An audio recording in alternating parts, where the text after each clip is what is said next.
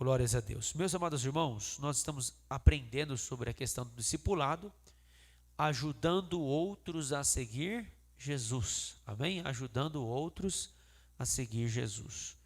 E aí nós vamos aprender hoje sobre a obra de fazer discípulos. O Senhor, Ele deixou uma condicional para nós. Se você quiser, faça discípulos. É assim? É assim, irmãos? Não. Ele nos deu uma comissão, Ele nos deu uma ordem, Ele nos mandou ir, Ele nos mandou pregar e Ele nos mandou ensinar. Quando se fala de pregação, a gente pensa logo no coletivo, amém? Normalmente a pregação, não é todas as vezes que a pregação é no coletivo, mas quando a gente pensa em pregação, a gente pensa no coletivo, né? Porém, o ensino, ele é mais didático, ele é um conteúdo mais aprofundado, tem uma didática diferente da pregação. E quando o texto fala de ensino, ele está falando acerca do discipulado. E o meio também de discipulado é o ensino. Esse meio verbal que nós temos de ensinar outras pessoas. Mas nós vimos aqui que nós não só ensinamos através de palavras. Nós vimos acerca da inevitabilidade da influência, que de forma positiva ou de forma negativa, nós influenciamos outras pessoas. Então, o nosso modo de viver, o nosso modo de andar, o nosso modo de vestir, o nosso modo de falar, todos os nossos comportamentos estão influenciando pessoas a seguir ou não seguir Jesus. As pessoas não estão vendo Jesus aqui na terra. E muitas pessoas não leem a Bíblia, mas elas leem eu e você. Então, até que nós tenhamos abertura para abrir a Bíblia com esse alguém e instruir essa pessoa acerca das Escrituras, a nossa vida vai falar mais do que as nossas palavras e da oportunidade que nós vamos ter, talvez posteriormente, para falar do Evangelho de forma mais clara e objetiva para essa pessoa. Então, nós vamos continuar nosso estudo. Parece que o fazer discípulos não é a maneira mais óbvia de se estabelecer e fortalecer um reino. Então, vale ressaltar aqui que fazer discípulos, tá? Fazer discípulos parece que não é a maneira mais óbvia de implantar um reino. Presta atenção. Quando alguém quer implantar um reino, vamos pensar no período antigo, ele iria implantar um reino um a um, ensinando pessoas tete a tete? Não. Normalmente as pessoas que querem implantar um reino, construir um reino, fortificar um reino, ele vai construir um reino através de batalhas, guerras, né? Ele vai estabelecer um reino através de grandes fortunas, ou através de obras filosóficas, políticas, ideologias. É assim ou não é? Então eles precisam implantar uma ideia. Então eles precisam muitas vezes ganhar pela força, vai utilizar a guerra. Precisa de dinheiro para poder fazer com que aquilo aconteça.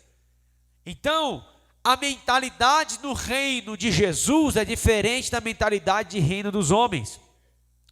Porque o reino dos homens é preciso ter dinheiro, é preciso ter influência. Se não tem acordo, então entra em guerra, entra em batalha, entra em pelejas, destrói pessoas, para estabelecer um reino. Querem ganhar pelo armamento bélico, pela guerra, pela espada, por sanções econômicas e por diversos outros meios para estabelecer o seu reino, o seu poderio, para dizer: a minha nação é mais poderosa que a sua. Mas no reino, e isso que está acontecendo na Rússia, não é? E isso parece que a gente está falando de algo bem distante, né? No sentido de tempo, mas não, hoje acontece. Você vê a Rússia, a Ucrânia e tudo mais, o Ocidente, o Oriente, não é? E aí nós vamos observar, meus irmãos, que o reino de Deus é diferente. Ele utiliza pessoas simples para multiplicar a sua mensagem, para levar a sua mensagem, para levar aquilo que ele deixou para nós. E aí nós vamos observar que todavia Jesus concluiu o seu tempo na terra com a ordem aos seus discípulos de fazerem discípulos. Seria assim mesmo que o seu reino seria construído? Será que é dessa forma que o reino de Jesus seria construído? Então nós vamos ver lá em Mateus capítulo de número 13, 31 ao 32, que vai dizer assim, olha, na verdade, lembre-se que Jesus ensinou antes. Jesus apresentou-lhes outra parábola dizendo, o reino dos céus é comparável a um grão de mostarda que o homem pegou e semeou em seu campo. Mesmo sendo a menor das sementes, quando cresce é o maior dos arbustos e torna-se uma árvore, de modo que as aves do céu vêm e se aninham nos seus ramos. Então nós vamos observar que o reino, ele compara com uma semente, um grão de mostarda que é semeado, e nasce uma grande árvore, e ali é abrigado, debaixo dessa grande árvore que morre, que a semente antes de nascer ela precisa morrer, né? Na terra, e ela vai frutificar, e ela vai sair aquele talinho, e aquela sementinha que é minúscula, ela vai produzir uma grande árvore. E aí, irmãos, as aves do céu vai aninhar ali, vai vir. Jesus é aquela sementinha que foi semeada na terra, e ela morreu, aleluia, foi sepultado, e ao terceiro dia ressuscitou. Ele cresceu, aleluia, foi exaltado, e ele disse, todo poder foi me dado no céu e na terra, e ele foi assunto ao céu. Essa árvore, como lá a vara de Arão que floresceu, que também é um tipo de Cristo, né? Porque a vara, aleluia, floresceu, como essa sementinha que formou uma grande árvore, e hoje todos nós estamos debaixo desta árvore frondosa, que é Cristo Jesus. Através do poder do Evangelho, nós fomos abrigados, nós temos abrigo, nós temos guarida, nós temos salvação. E é interessante, uma sementinha, e logo a mentalidade de alguns discípulos era o quê? Senhor, quando o Senhor estabelecerá o seu reino? É assim ou não é? Eles pensavam, eles queriam que Jesus estabelecesse o seu reino. Mesmo depois da morte e ressurreição de Jesus, lá em Atos capítulo 1, eles vão perguntar antes de Jesus ser assunto ao céu. Mas quando, Senhor, que será a inauguração do seu reino, que começará o teu reino? Como que o Senhor vai se apresentar como aquele rei? Olha a mentalidade nossa, terrena. A gente pensa o quê? Um rei, lembra, morreu essa semana aí? Semana nada, faz tempo, né? Ficou andando com, né, caixão para cima e para baixo, né, varão? 11 dias? 12 dias? Ficou lá, fazendo toda aquela cerimônia, né, para posteriormente sepultá-la. Mas nós vamos observar, meus amados irmãos, que não é esse reino que Jesus está falando e querendo estabelecer, com toda aquela pompa real, com toda aquela etiqueta, com as indumentárias. Não, não. De todos os povos, de todas as línguas, em todas as nações, tem um povo que foi alcançado por uma mensagem, que como uma sementinha que lá atrás estendo sepultada na terra, ela vai germinar e nascer e formar uma grande árvore frondosa. Também essa semente do poder do Evangelho e da palavra do Evangelho foi semeada em nossos corações, e dentro de nós, aleluia, nasceu, aleluias, essa semente foi nascendo, brotando, e nós fomos transformados de dentro para fora pelo poder do Espírito Santo, e agora nós temos desejo, almejo de anunciar essa mensagem que um dia nos alcançou, que um dia nos salvou, e aí nós estamos fazendo isso, multiplicando. Então o reino dos céus é diferente do reino dos homens, tá? Jesus ensinou os seus discípulos a viver não em vista do dia de hoje ou de amanhã, mas da eternidade. Então a gente espera um reino aqui, mas o reino de Jesus que começou lá atrás, quando ele foi batizado por João Batista, Ele começa o seu reino no coração dos seus súditos, no coração daqueles que querem deixar com que o seu reino, que ele seja o seu rei, ou seja, Deus é o nosso rei, Cristo é o nosso rei, nós somos súditos do reino. Tem leis, diretrizes nesse reino.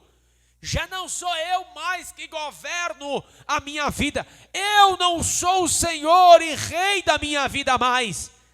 Mas é Cristo que é o Rei da minha vida. E as diretrizes estabelecidas por esse reino estão registradas nessa Escritura. E essa Escritura que deve reger a minha vida. Não é eu que vivo, mas Ele que vive em mim. E agora eu entendo isso. E eu entendo que esse reino não é aqui, como alguns querem planejar a sua vida aqui. Não pensam mais na eternidade.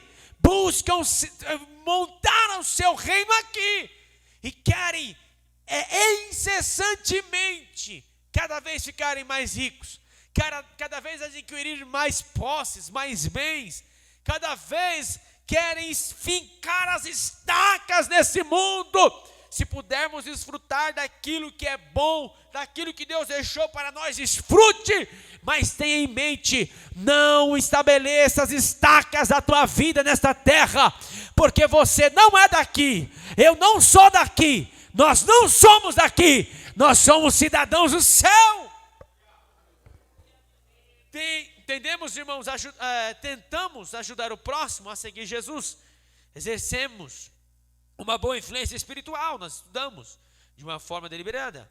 Oramos pedindo que o Evangelho tenha influência, anunciamos as palavras de Deus e fazemos tudo isso em função do último dia. Ou seja, por que nós estamos querendo aprender, ensinar, compartilhar, pregar o Evangelho, ensinar pessoas, ajudar outras pessoas a seguir Jesus? Porque nós não estamos pensando aqui. Porque a gente sabe que um dia isso aqui vai ter um fim. Mas a nossa vida não terá um fim. Nós teremos ou a vida eterna com Cristo, ou o sofrimento eterno, com a morte eterna no inferno. Como você não quer que as pessoas vá para lá, você então tem uma chama no seu coração. Porque você é misericordioso, você é misericordiosa. Por que você ora pelos seus filhos, pelos seus netos? Por que você clama pelos seus familiares que ainda não servem ao Senhor ou estão afastados? Porque você não quer que eles vão para lá, para o inferno real, e haverá choro e ranger de dentes. Você mãe, você pai, você avó, consegue imaginar isso? Você imagina os seus filhos, os seus netos, os seus parentes que não servem ao Senhor? Se eles morrerem hoje, onde eles estarão? Eles estarão para sempre com Cristo ou eles estarão para sempre no inferno? Isso não mexe com a sua alma? Será que isso não move nossos corações? Será que nós somos tão egoístas de pensar só em nós mesmos, ou nós não estamos pensando na eternidade? Ou será que nós queremos só desfrutar desse mundo aqui, nosso vislumbre só está aqui? Mas nós pregamos, ensinamos, porque sabemos que esta vida vai ter um ponto final. Essa vida terrena, carnal, essa terra vai ter um ponto final. E a nossa alma, o nosso espírito e posteriormente nosso corpo terá uma ressurreição, ou para a vida eterna com Cristo, ou para a vergonha eterna no inferno. E isso deve nos preocupar, porque há pessoas que estão perdidas, não vão estar perdidas, já estão perdidas, já estão condenadas. Os seus pés estão a ponto de se resvalar, de escorregar e cair no inferno. Sabe quando você está com um piso bem liso, porcelanato, que você colocou ali bastante detergente ou outro produto de limpeza, que se você pisar descalço, você sabe que vai escorregar? Se você for correr, você sabe que vai escorregar. É assim, o ímpio no mundo, a qualquer momento ele pode escorregar e cair no inferno. Isso deve nos comover. Então que Deus tenha misericórdia de nós e tire os nossos olhos, os nossos próprios umbigos, e tire as nossas mentes de nós mesmos, e que Deus nos dê uma visão e um amor e compaixão e misericórdia pelas almas. Sim, podemos até ver algum fruto agora, mas o objetivo é sempre apresentar pessoas maduras em Cristo naquele dia. O que é isso? Às vezes a gente prega, irmãos, e a gente quer rever o resultado na hora. É assim ou não é? As irmãs que estão discipulando, as discipuladoras aqui, as irmãs que estão cuidando de vidas, que estão mandando uma mensagem, que estão, sabe, é uma sementinha que vocês estão plantando. O que você quer, irmãs? Talvez você queria que elas já viessem para cá, correto? Amém? Talvez, se você está semeando na vida de alguém a mensagem do Evangelho, você queria que ele servisse o Senhor na igreja que você serve, amém? Seria bom, né? Mas talvez ele vai servir ao Senhor em outra igreja. Que benção se você alcançar de você saber que ele está servindo ao Senhor, ou na congregação que a gente está, ou em outra igreja. Mas que bom que você alcançar isso.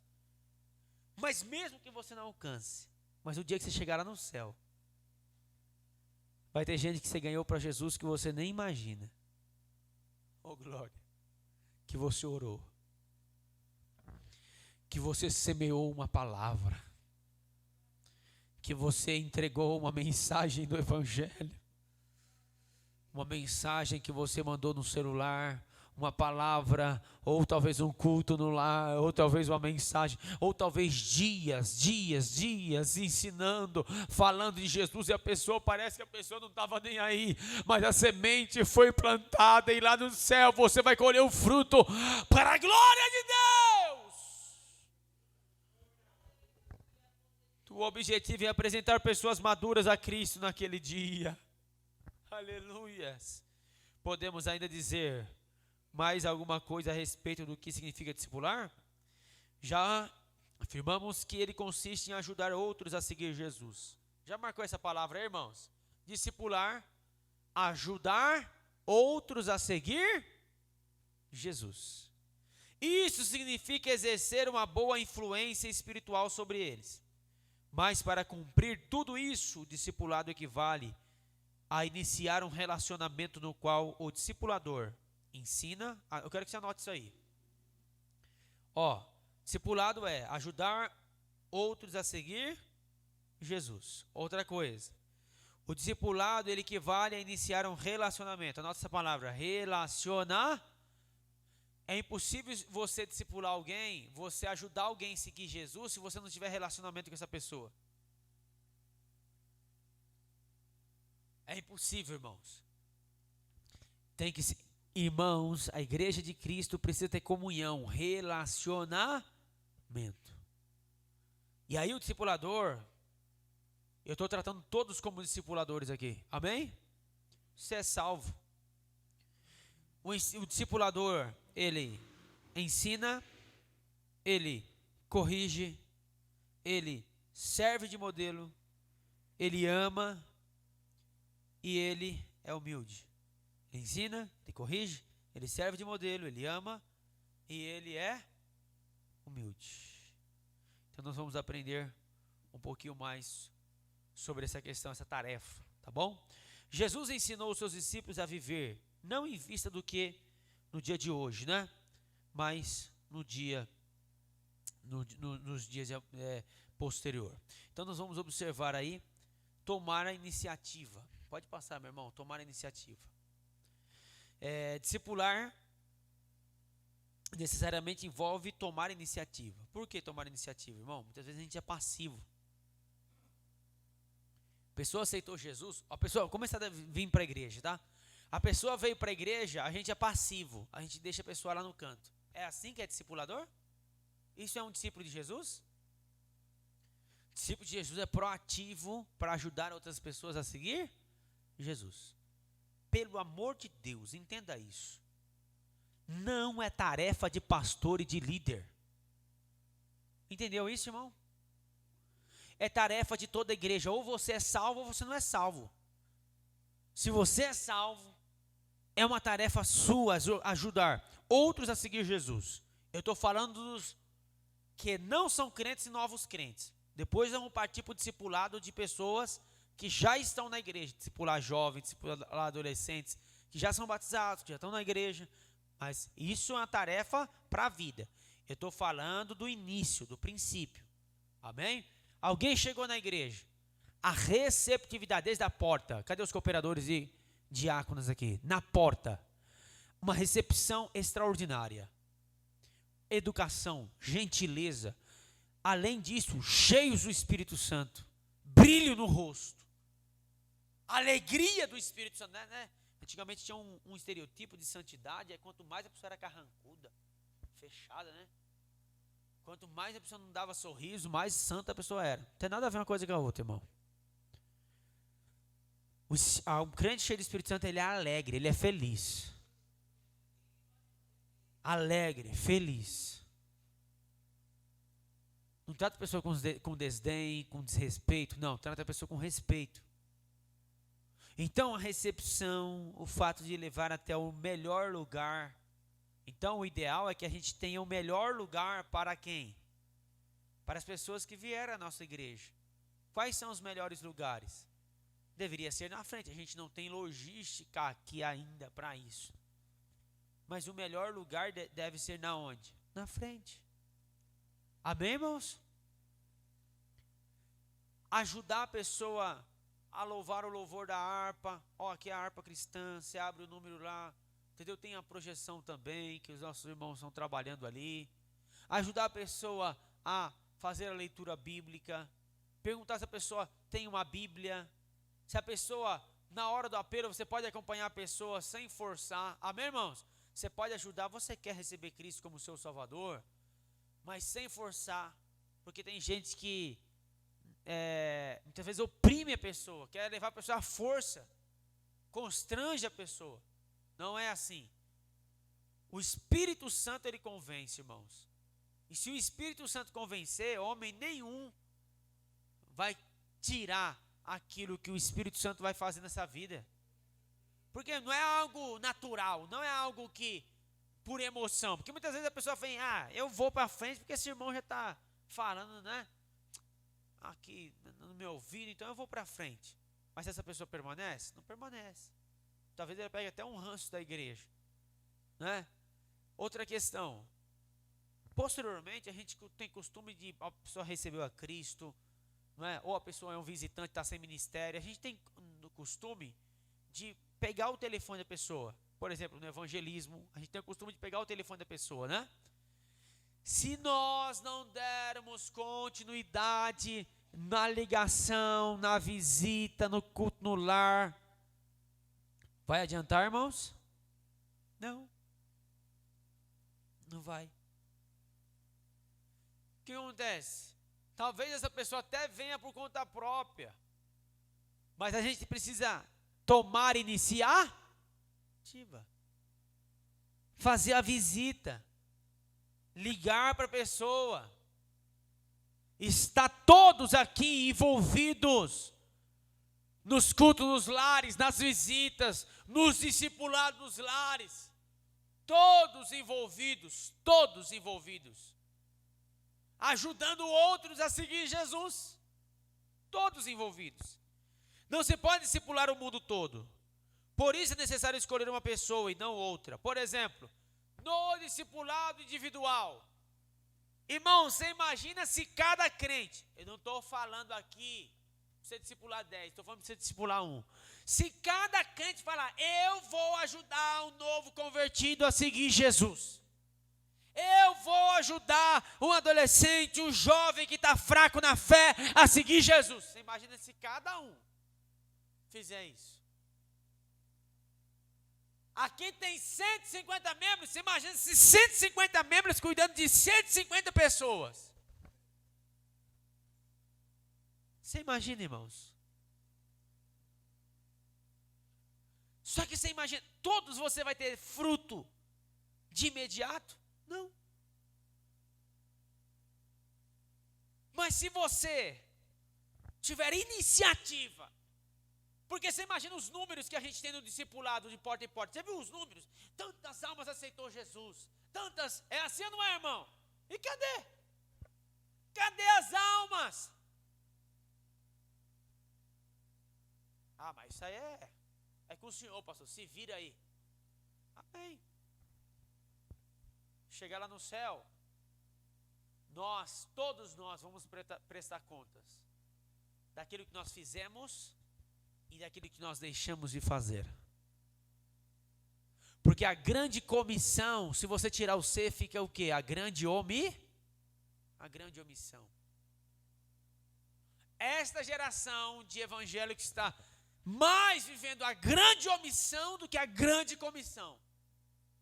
E por que não dizer um grande escândalo?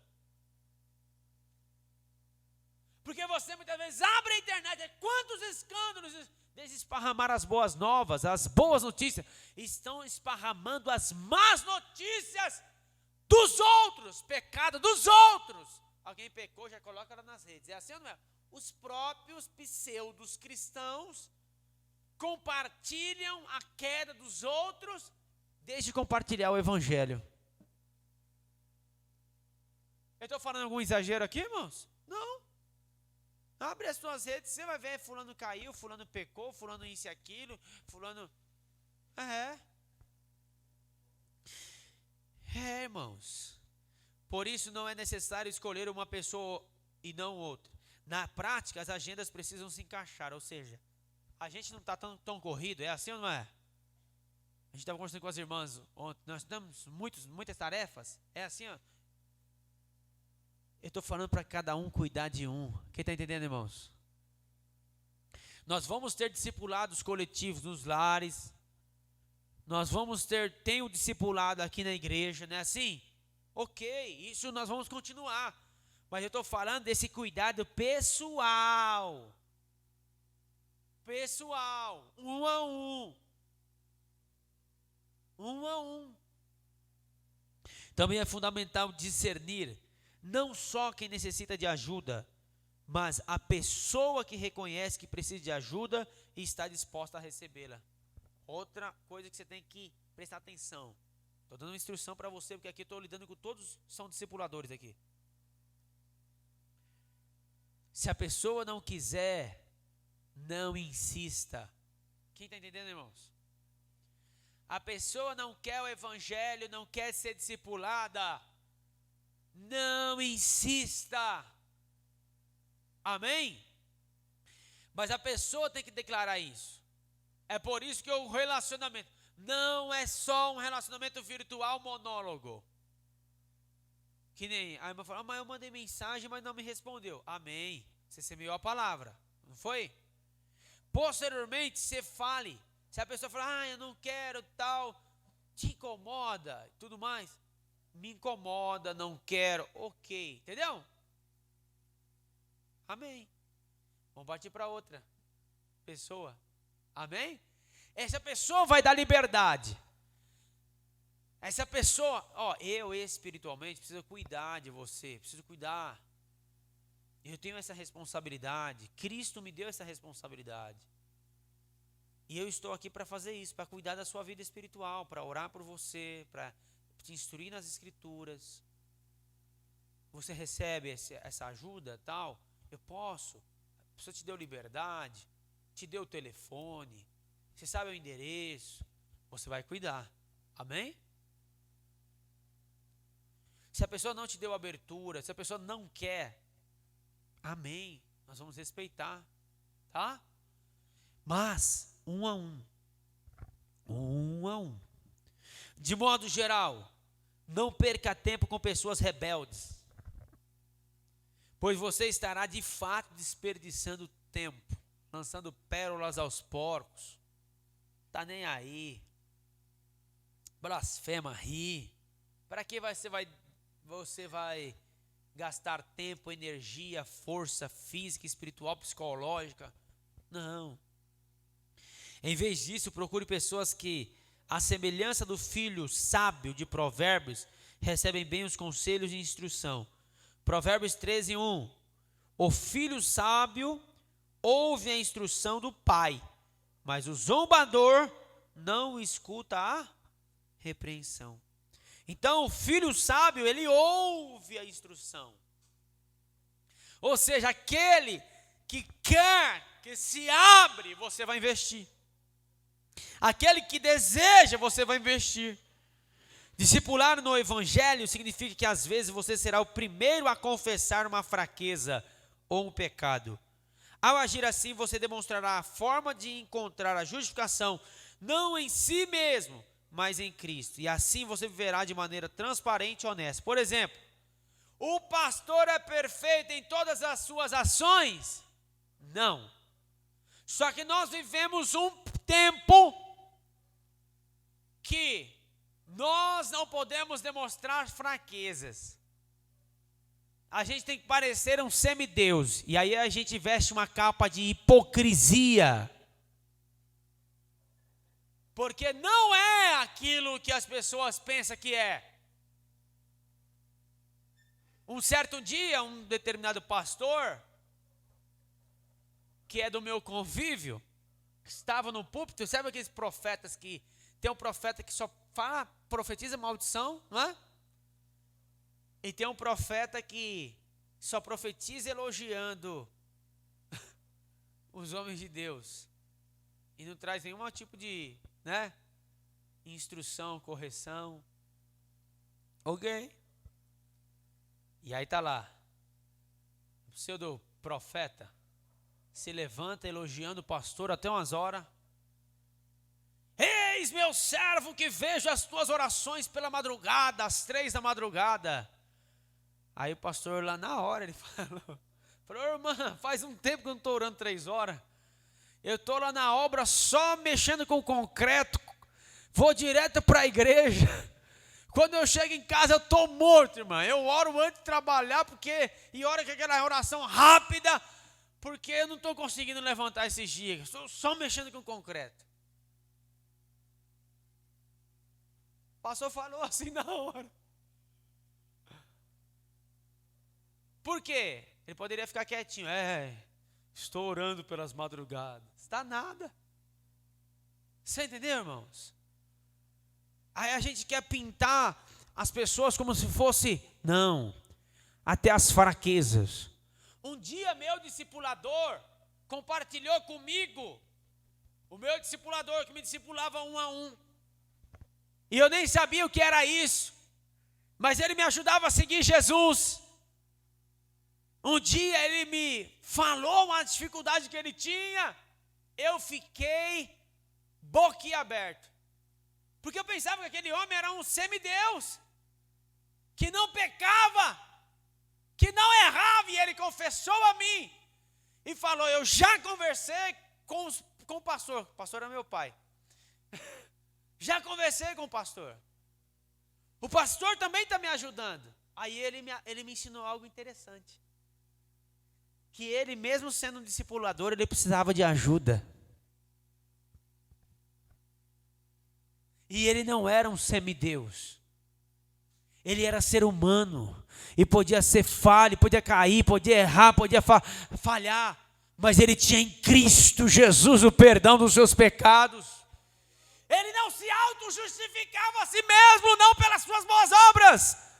Mas o fato de confissão estava então ensinando que a justificação não está em si mesmo, mas a justificação está em Cristo Jesus. Aleluia. E vai viver uma vida transparente, honesta. Por exemplo, quem nunca aqui enfrentou problemas financeiros por uma desorganização financeira? Quem já passou por um vale? Não precisa se levantar essa sua mão. Eu me desorganizei financeiramente e tal, aí passei naquele vale.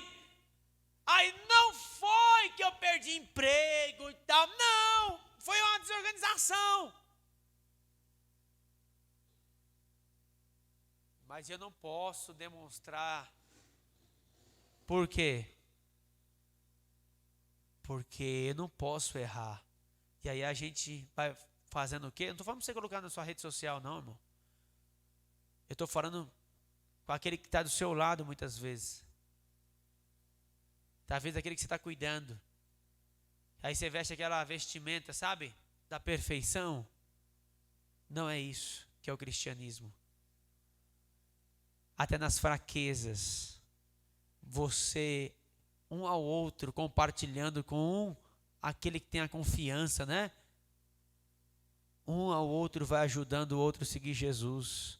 E vai demonstrando ao próximo que nós não somos perfeitos.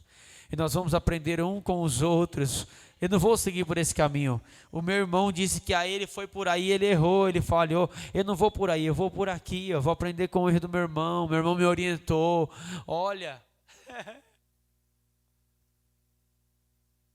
O discipulado cristão, em outras palavras, não significa apenas demonstração de pontos fortes. Ele também diz respeito à demonstração das fraquezas. 2 Coríntios 4, 7. Temos, porém, esse tesouro em vasos de barro, para que o poder extraordinário seja de Deus e não nosso. O vaso é de barro. Amém? O vaso é frágil. O vaso ele tem falha. Mas, irmãos, lá em Jeremias 18 me faz aprender algo extraordinário. O oleiro está fazendo a sua obra sobre as rodas, está fazendo vasos. Ele está lá, o oleiro, fazendo, trabalhando, mas o vaso se quebrou na mão do oleiro. O vaso se quebrou, não foi o oleiro que quebrou o vaso, mas o vaso quebrou. Mas o que é importante é que quebrou-se, mas quebrou-se estando na casa do oleiro e quebrou-se estando na mão do oleiro. Porque uma coisa é se quebrar fora da casa do oleiro e fora da mão do oleiro, debaixo dos pés do inimigo. Outra coisa é, eu falhei, pequei, mas você está aqui na casa do oleiro, crente. Você está aqui na mão do oleiro. E eu não vejo no texto em Jeremias 18 o oleiro desperdiçando a matéria-prima. Não. Eu vou jogar essa matéria-prima fora para que eu possa pegar outra matéria-prima, para que eu possa fazer outro vaso com outra matéria-prima. Não. Dos mesmos caquinhos. Aleluias. Do mesmo barro, aleluia, do mesmo caquinho, ele vai amassar, ele vai jogar água, vai amassar, ele vai moldar, pode até doer, pode até chorar, mas você vai ser reconstruído para a glória de Deus. Saiba que nós somos recipientes desse poderoso evangelho de Cristo Jesus, que pela obra do Espírito Santo nos regenerou, nos justificou, nos santificou e mora em nós. Fora da igreja, dentro da igreja, o primeiro estágio do fazer discípulo pode significar o início de uma amizade com um não cristão. Sabia? E muitas vezes a gente quer ficar na nossa bolha. É ou não é? Irmão, presta atenção nisso aqui. Muitas vezes a gente quer ficar na nossa bolha. Quem tem parentes não cristãos aqui? Ok. Hã? Aí quando você faz uma festa, um churrasco, alguma coisa, eu não vou convidar meu parente porque ele não é crente. Irmão, convida o parente. Come churrasco. Mas faça uma oração, leia um versículo, explane uma palavra e vai lá conversar com ele, não só dos seus assuntos, mas dos assuntos deles também. Não estou falando para você ir para a roda dos escarnecedores, não estou falando para você falar palavrão, não estou falando para você contar piada suja, eu estou falando para você se importar com os outros também. Eu lembro que eu peguei uma amizade com um rapaz, com um jovem, e normalmente as pessoas que iam falar com ele, criticava ele, era afastou quando era pequeno, e ele gosta de moto, de empinar e tal, sabe, fazer barulho. E aí eu fui conversar, qual é o assunto que eu fui conversar com ele? sobre moto. Eu não entendo muito de moto. Mas eu fui conversar sobre moto. Aquilo que eu sabia. Por quê? Porque eu não vou ser. Qual é a palavra que eu posso utilizar? Eu não vou ser uma pessoa que só estou querendo não ser fiel com ele na conversa. Não, eu vou ser fiel na conversa. De que forma? Eu vou falar daquilo que eu sei sobre o assunto. E se eu tiver dúvida sobre algo, eu vou perguntar para ele. Mas isso gera diálogo. Quem está entendendo? E muitas vezes a gente quer puxar o assunto para aquilo que nós gostamos e nós somos o centro da conversa. Já viu aquelas pessoas que você fala alguma coisa e a pessoa sabe fazer sempre melhor e maior e... Já viu assim? É chato conversar com as pessoas, né? Você falou que estudou, essa pessoa estudou na escola melhor. Você falou que você fez a casa dela é melhor. Você comprou o carro dele é melhor. Compreende? Irmão, chatíssimo conversar com essas pessoas. Tudo dessa pessoa é melhor. Não. Irmão, o eu do cristão já foi. Então esquece você ser o centro das atenções. Comece a conversar com o outro e mostrar importância no outro. Quando você falar com ele, eu lembro lá na minha cidade teve um congresso de moto, um dos mais tops lá. Qual que era? O Mega Cycle. Você conhece o Mega Cycle? Já viu falar? Tem em São Lourenço, tem em Serra Negra, então, tudo mais. E comecei a conversar com ele. Irmão, esse rapaz pegou uma amizade comigo de conversar, de parar onde ele para, ele está passando de moto, né, fazendo aquele barulho, ele para. Ô pastor, tal, e para conversar. Entendeu? É a abertura que eu tenho para falar de Jesus com ele. Quando eu falo de Jesus com ele, ele para e me ouve. Por quê? Porque eu não estou interessado em criticar. Para com esse negócio, rapaz, fazendo bagunça. Arranca esse escapamento daí. Coloca o escapamento de verdade nessa moto, não sei o quê. Fica badernando aí no bairro. Não é assim? E até a abertura? Não. Perigoso até ele querer entrar em vias de fato comigo. Você está entendendo, irmãos? Agora, se você pegar uma abertura que tiver e começar a conversar com o seu parente, com o seu amigo, com o seu colega, que você convidou na sua casa, que talvez não é crente, não é você comprar cerveja para ele beber na sua casa. Não. Não. Isso não é evangelizar. Você fez lá um almoço, você chamou ele, você chamou ela, chamou lá. Ok, você não é todo momento você vai falar de Jesus, não, conversou sobre diversos assuntos. Antes de nós comermos aqui, eu quero fazer uma oração, eu quero ler um versículo bíblico. Aí você lê lá em Romanos capítulo 3. Ou você lê lá em Romanos capítulo número 6. Romanos capítulo 3, versículo 23, vai dizer que todos pecaram, e destituídos estamos da glória de Deus. Mas gratuitamente pela sua graça Ele nos alcançou, Ele nos salvou. E aí você vai falar da gratidão. Você vai falar, sabe, da alegria de servir a Jesus. Lá em Romanos capítulo 6, versículo 23, o salário do pecado é a morte, mas o dom gratuito de Deus é a vida eterna por Cristo Jesus. Lá em Efésios 6, lá em Efésios 2, do 8 ao 10. Pela graça sois salvos por meio da fé, isso não vem de vós, é dom de Deus, não vem das obras, para que ninguém se glorie dela. Você está falando, você vai orar, você vai agradecer eles por estarem ali, é um privilégio recebê-los. Irmãos, a palavra está sendo semeada. Você explica a ele o evangelho e o chama ao arrependimento e à fé. Então, em nome de Jesus, muitas vezes a gente entra numa bolha, a gente não pode nem dialogar, conversar com ninguém que é fora do nosso círculo. E a gente entra na bolha de santidade. Essa é a dificuldade de evangelizar. E ainda mais com a polarização política que está, pronto. Só pode ser crente mesmo. Só pode não sei o quê, aí pronto. Você entendeu? Não, de maneira nenhuma. Com nada dessa intolerância, irmão. Você é diferente. Você tem as suas convicções de fé, sim ou não? Mas você não quer enfiar de goela abaixo nas pessoas. Quem está entendendo? O Estado é laico. As pessoas têm direito de acreditar no que elas quiserem. As pessoas têm direito de exercerem a fé que elas quiserem, a religião que elas quiserem. As pessoas têm direito de fazer aquilo que elas quiserem, desde que não atinja a liberdade do outro. Quem está entendendo, irmãos?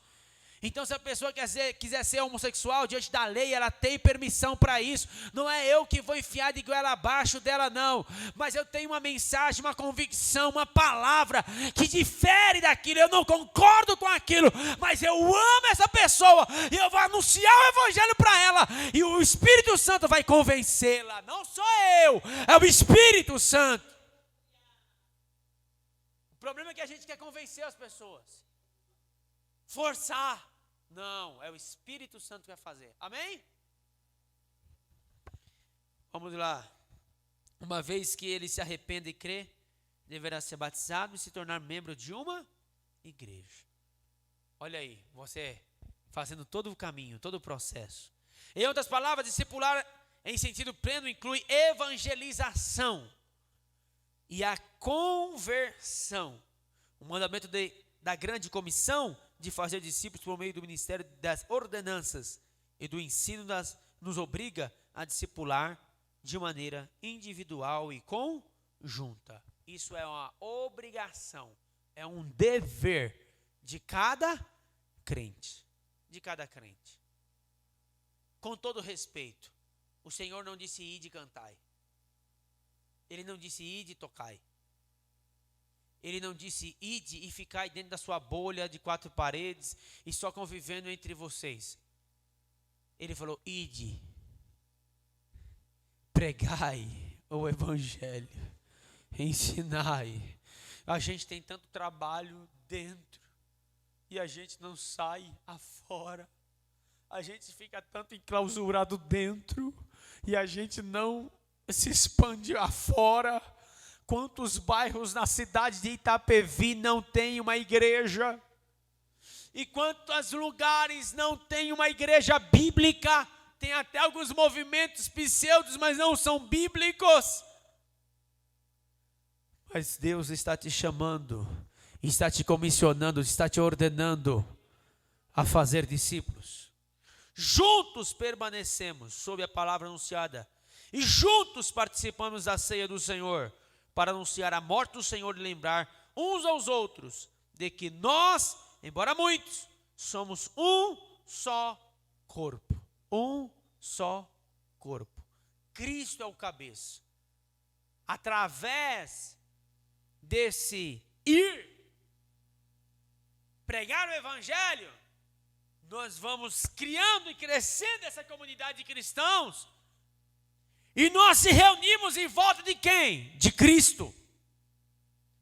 Nós temos comunhão com os outros, relacionamento com os outros, diálogo com os outros. Nós crescemos juntos, nós oramos juntos, se alegramos juntos. É uma comunidade, é uma família de cristãos. Não é cada um por si. Quando a igreja não está reunida na congregação, o ministério de ensino e da supervisão deve continuar na vida dos membros. O que é isso? O que é isso, irmãos? No período da pandemia, o que o pastor falou para vocês? Vamos se reunir onde? Nas casas. Se no teu quintal mora 2, 3 famílias, chame. Faça o culto. É assim ou não era?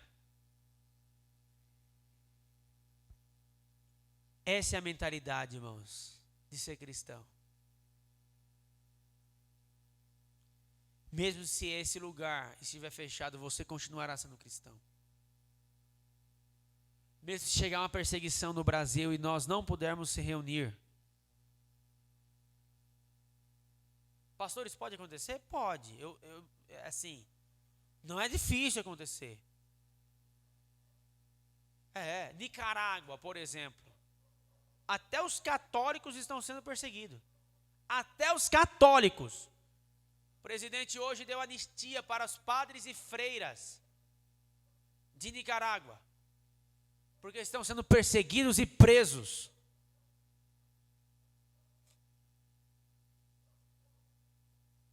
Você imagina, irmãos? Agora, meus amados irmãos, se acontecer isso, como nós se reuniremos? Como que nós vamos fazer os cultos, irmãos? Hein, irmãos? Na sua casa. Esta reunião é a reunião do corpo de Cristo. Mas você tem que entender que isso aqui, esse templo, essas quatro paredes não é igreja. Igreja somos nós em reunião. Juntos, o cabeça é Cristo. Mas quando você vai para o seu lar, ali tem uma partícula da igreja de Cristo. E que você ainda continua adorando, servindo, buscando, orando, louvando ao Senhor, servindo ao Senhor. Aleluias. Vamos lá rapidinho, ensinar. O que é ensinar? Discipular é ensinar. Ensinamos com palavras, amém? O ensino ocorre quando as pessoas aprendem a manter entre si conversas espirituais significativas. Pastor, eu preciso aprender tudo sobre a teologia para me começar a ensinar outro a seguir Jesus? Não. Mas nós estamos dando subsídios para vocês, nós vamos dar diversos subsídios para vocês, como preparar um estudo bíblico, como preparar um sermão. O mês que vem agora vai começar já a nossa escola para a gente ensinar você a interpretar a Bíblia, para você ensinar você a montar um estudo bíblico, para você aprender como montar uma pregação, um ensino. Mas você vai aprender, nós vamos fazer novamente um trabalho com as doutrinas bíblicas para você aprender, você vai aprender. Aqui tem ensino para você, porém, olha o método, observe isso, presta atenção aqui, olha um método excelente para nós falarmos e ensinarmos. Quando muitas vezes a gente vai conversar com alguém, eu sei que tem uns irmãos aí que lê muita 1 e 2 Coríntios, né? Que gosta de futebol, lê aquele versículo lá, o justo florescerá como palmeiras, né? Ou como as palmeiras, né? E aí, tem uns irmãos que gostam, né, irmão? E aí, desde ser de Santos, como eu sou Santos, né? Mas, irmão, eu sei que tem alguns irmãos que gostam. Ou um novo convertido que gosta. Mas é só disso que você vai falar com a pessoa? Você vai conversar com a pessoa, só vai falar de futebol? Comece a mudar um pouquinho de assunto com outras conversas. Quem está entendendo, irmãos? Conversas espirituais. Uma palavra. Começa agora a aprender a remoer sobre o assunto que nós estamos estudando, aprenda. Começa a conversar sobre aquilo que nós podemos fazer mais. Você está entendendo, irmãos? Muitas vezes a gente só conversa sobre trabalho, é ou não é? Só sobre trabalho, só sobre coisas triviais, entretenimento.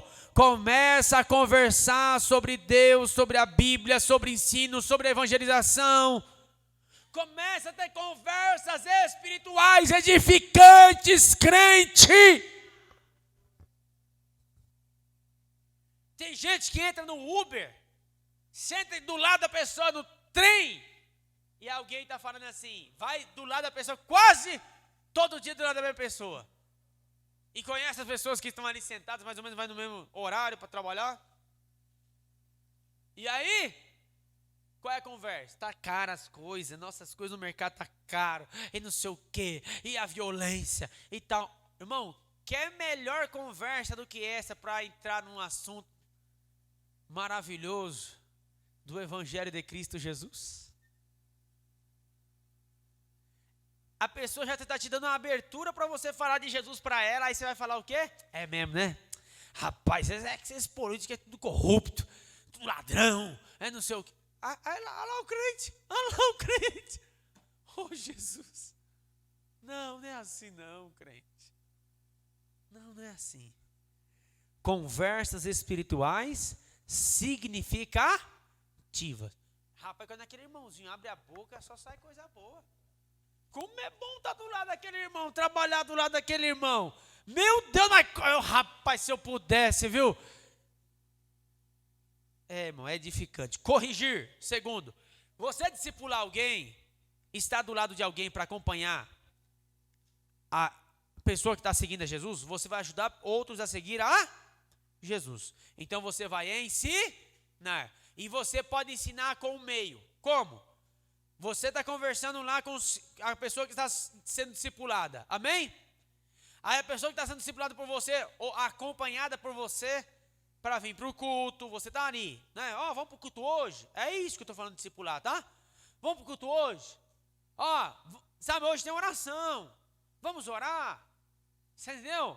Eu não sei o que é orar. Para orar é conversar com Deus. Aí você vai, conversa. Você já vai estar pregando, vai estar ensinando. Você está entendendo, irmãos? Orar é conversar com Deus. Orar é tal. Você já está ensinando. Precisou de um ambiente da igreja. Você pegar o púlpito, né? Ou ali, você abrir a Bíblia, abrir uma apostila para vocês para ensinar. Precisou? Não. Você ensinou o que é oração. E você depois foi lá orar com essa pessoa. Vamos lá orar? Tem oração. Você ensinou na teoria e na prática. Olha aí. O meu discipulador fazia isso comigo, Vamos lá. Tem oração, mas não sei orar direito. Orar aí, sim, aí, aquilo. Ok? Vamos lá, vamos. Dobrava o joelho e ia orar.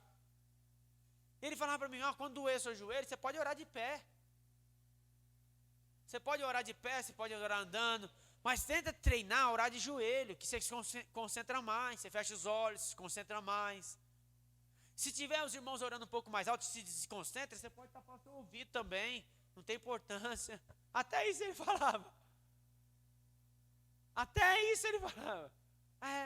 Olha, irmão, a atenção, o cuidado. Você está entendendo? Segundo, corrigir. Discipular exige que aprendamos a advertir alguém a respeito das escolhas que faz. É corrigir. É preciso temer mais a Deus do que ao homem, ao se dispor a corrigir o próximo quando necessário e arriscar-se a ser rejeitado por isso. Mas discipular é também corrigir. Eu estou vendo que a pessoa vai cair no buraco e eu não corrijo? É assim? Eu lembro do mesmo discipulador que eu estou usando para você de exemplo. Queria namorar com a menina da mocidade da igreja, que meu pai dirigia. Ele chegou para mim e falou assim, meu filho, vem aqui. Faz isso não. Olha, ele não falou nada da menina. Ele falou assim, olha os modelos bíblicos de uma mulher de Deus. Agora, olhe e compare. É uma mulher de Deus?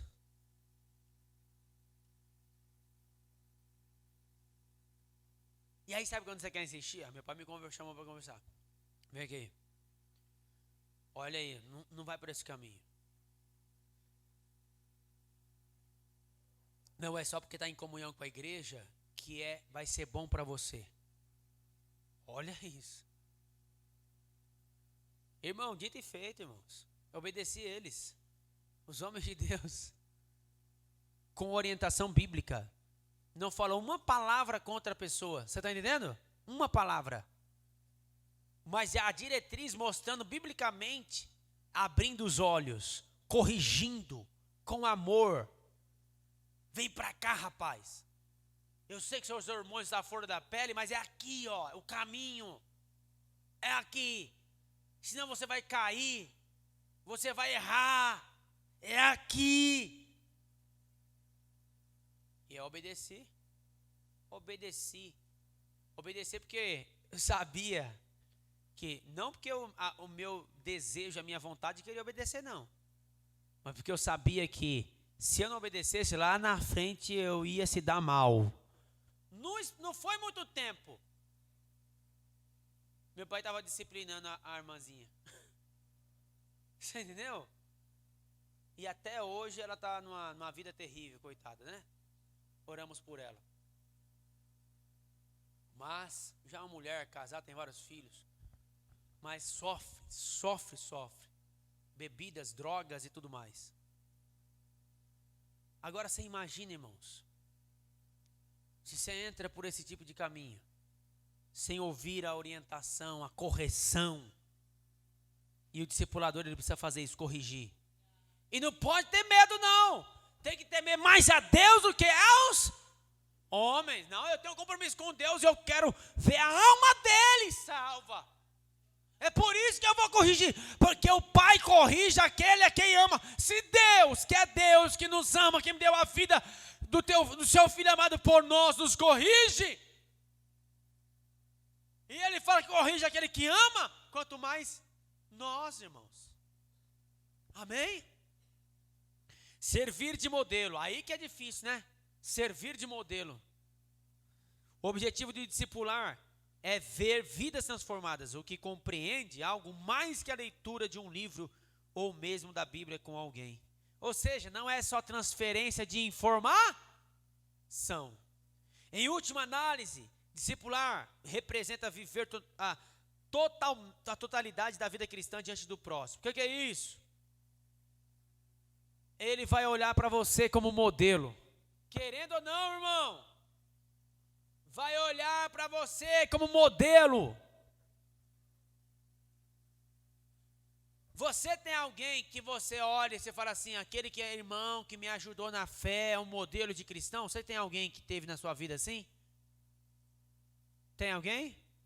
Você ajudou a seguir Jesus e você fala, esse é um servo de Deus. Por mais que não seja perfeito, mas é um servo de Deus. Quer agradar a Deus. Em última análise, discipular representa viver, é vida. Cristo é o nosso exemplo aqui. 1 Pedro 2:21. Para isso foste chamados, pois Cristo também sofreu por vós, deixando-vos exemplo, para que sigais os seus passos. O que Paulo disse? Sede meus imitadores, ele disse para a igreja, não foi? Como eu sou de Cristo. É fácil, irmão, pastor falar assim, ó, me imite, hein, que eu estou imitando a Jesus. Os líderes aí, os discipuladores aí, ó, me imite, hein, vem nos meus passos aqui que eu estou imitando a Jesus. É fácil? Não. Mas o nosso modelo não é Jesus? A gente não tem que viver igual a ele? As pessoas vão mais olhar para a nossa vida do que pelo aquilo que a gente fala. Porque se aquilo que a gente fala não for carregado daquilo que a gente vive, não tem peso a nossa palavra. Amor recíproco. Para ressaltar outro ângulo acerca de fazer discípulos, ele é uma forma de amor recíproco. Mesmo que eu trabalhe para exercer uma boa influência espiritual sobre elas também exercem uma boa influência espiritual sobre mim e me ajudam a melhor seguir Jesus. Irmãos, eu vim há 4 anos atrás para ajudar a igreja de Amador Bueno a conhecer melhor Jesus e ajudar os crentes de Amador Bueno a seguir Jesus. Eu sou um dirigente da congregação, não sou pastor de vocês no sentido literal. O pastor de vocês é o pastor Zé Wérito e o pastor Eliseu. Eu sou um dirigente da congregação. Mas eu estou aqui com a responsabilidade de dirigir vocês até o céu. E dirigir vocês através das escrituras. Eu preciso fazer o que com vocês? Ensinar a palavra de Deus. Ensinar vocês a seguir Jesus. Então, qual é o meu papel? Discipular vocês, ensinar vocês a seguir Jesus. Ok. E esse amor é recíproco. Porque enquanto eu ensino vocês, eu muito aprendo. O quanto eu tenho crescido com os irmãos. E eu louvo a Deus pela vida de todos vós. Porque eu tenho crescido com os irmãos, juntamente com os irmãos tenho amadurecido. Juntamente com os irmãos eu tenho visto a necessidade da igreja. Eu tento, irmãos, confessar algo para os irmãos aqui. Eu estou buscando um tempo para ter um tempo específico para me trabalhar esse tema com os irmãos que é discipulado, que isso aqui é um estudo bíblico sobre discipulado. Mas eu quero também ter o tempo de expor as Escrituras, que é necessário, e que eu amo, e que traz vida à igreja. Ou seja, do jeito que eu gosto de ensinar, que os irmãos sabem. Pegar o livro, ensinar o livro inteiro. Capítulo por capítulo, versículo por versículo. Amém? Eu gosto de fazer isso. Isso é o que eu mais amo. Mas quando eu tenho uma necessidade como essa, de orientar a igreja algo que é primordial, que é necessário, que é prioridade da igreja, eu não tenho outro tempo a não ser as terças-feiras para fazer. Então eu estou pegando a terça-feira para fazer isso. Meu desejo era estar alinhado concernente o discipulado com a igreja, para que na terça-feira eu pudesse fazer o quê?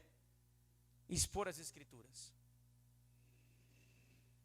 Tem como eu colocar mais outro trabalho para que eu possa passar essa instrução para os irmãos? É difícil, né? Mas eu estou aqui passando essa instrução para os irmãos, para que nós venhamos se alinhar e cumprir o propósito principal da igreja, que é glorificar a Deus e ajudar outros a glorificar a Deus. E aí, estou lutando, mas estou aprendendo com os irmãos, para nós encerrarmos. Juntos trabalhamos para pôr em prática Hebreus 10, 24 e 25. Pensemos em como nos estimular uns aos outros ao amor e às boas obras. Não abandonemos a prática de nos reunir, como é costume de alguns, mas pelo contrário, animemo-nos uns aos outros, quanto mais vedes que o dia se aproxima. Ou seja, se reúna, aprendam juntos, troque ideias, informações, conteúdos, aprendizados. Humildade. Fazer discípulo envolve coisas difíceis. Dizer não, preservar em meio aos problemas, saber quando devemos ter paciência com alguém e realmente ser pacientes. Ou seja, exige humildade, exige paciência. Não discipulamos apenas com nossa força, mas também com a nossa fraqueza. Fazer discípulo não é uma atividade de especialistas e técnicos, não, mas é com humildade. E humildade é o outro no lugar do eu.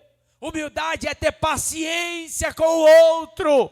É semear na vida do outro. Eu poderia cortar, eu poderia tirar, eu poderia excluir, eu poderia abandonar, eu poderia dar um gelo, eu poderia colocar no óleo, mas quem sou eu, irmãos? Eu tenho que exercer misericórdia, eu tenho que exercer amor, eu tenho que exercer paciência, porque eu sei que essa alma está sendo preparada, moldada, como outros tiveram paciência comigo e ainda têm paciência comigo, e assim é uma troca. Mas é necessário no discipulado ter humildade, conduzir ao céu. Ser humano significa ser discípulo. Quanto mais crente você é, mais ser humano você fica.